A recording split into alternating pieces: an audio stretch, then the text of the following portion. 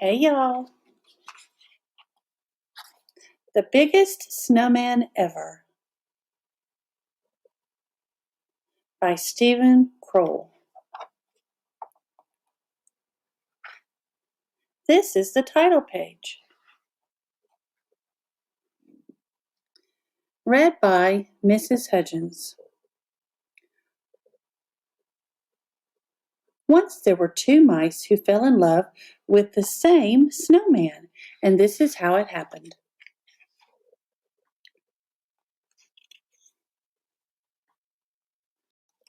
On a bright winter day, the mayor of Mouseville announced the town snowman contest. Whoever makes the biggest snowman will win a prize, he declared. All the mice were excited. The judging of the contest will take place in 2 weeks, said the mayor. Good luck to all of you.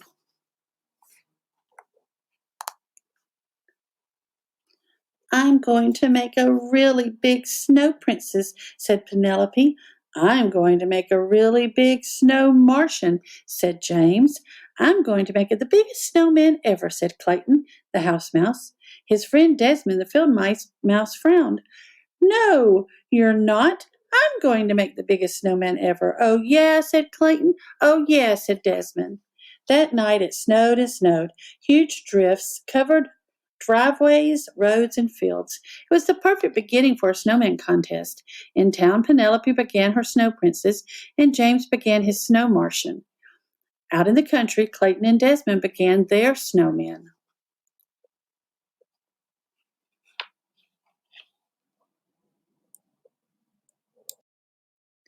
Clayton made a snowball and rolled it along the ground.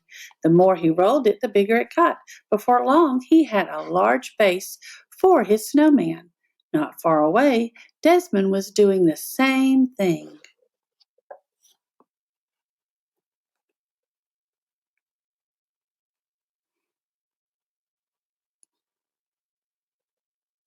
The next day, Clayton made a huge snowball for his snowman's belly.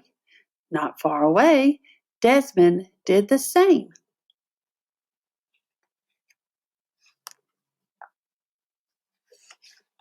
That night, Clayton brought his dad out to see his snowman. Dad scratched his head. I don't know, son. It's going to be big, but I'm not sure it is the biggest. Clayton smiled at him. I'm just getting started, he said. Dad whispered in his ear, if you want to work faster, use a wheelbarrow to carry the snow.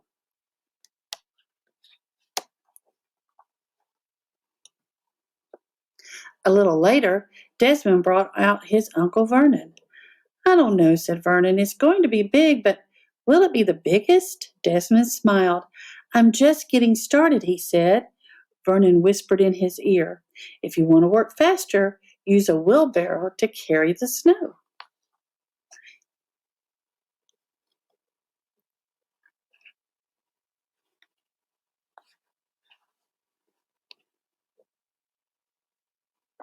The next day, Clayton filled his wheelbarrow with snow. He piled the snow onto the snowman.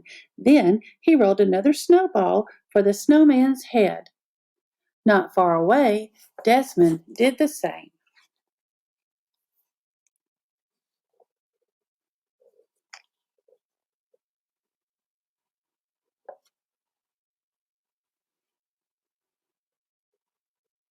A few days later, Desmond ran into town to look at James's snow Martian and Penelope's snow princess. He said, all of our snow people are the same size. That afternoon, Clayton made the same discovery.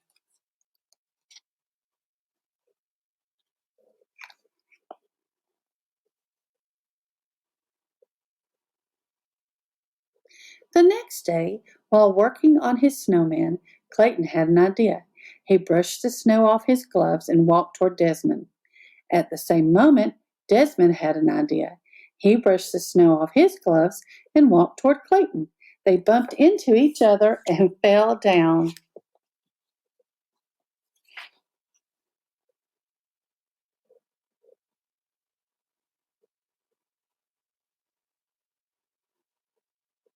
I have an idea, said Clayton. I have an idea, said Desmond. We should do this together, said Clayton. No one said we couldn't, said Desmond.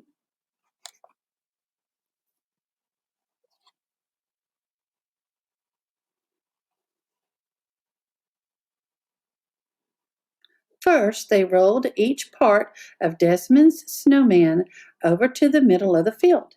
Then they rolled each part of Clayton's snowman over. They piled the snowballs on top of one another. Clayton plopped a floppy hat on the snowman's head. Desmond added a long scarf, huge coal eyes, and a giant carrot nose.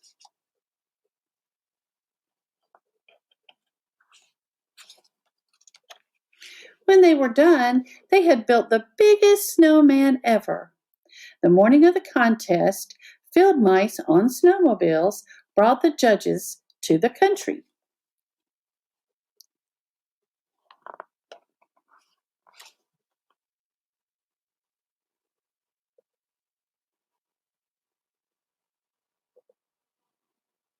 You both win the prize, said the mayor, handing Clayton and Desmond a huge wedge of Swiss cheese.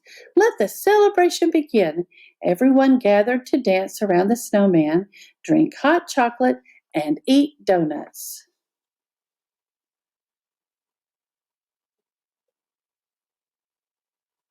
We did it, said Clayton and Desmond, jumping up and down. We did it together.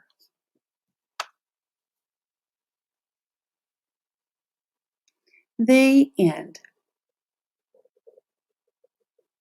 Visit your local bookstore or library to find more books written by Stephen Kroll.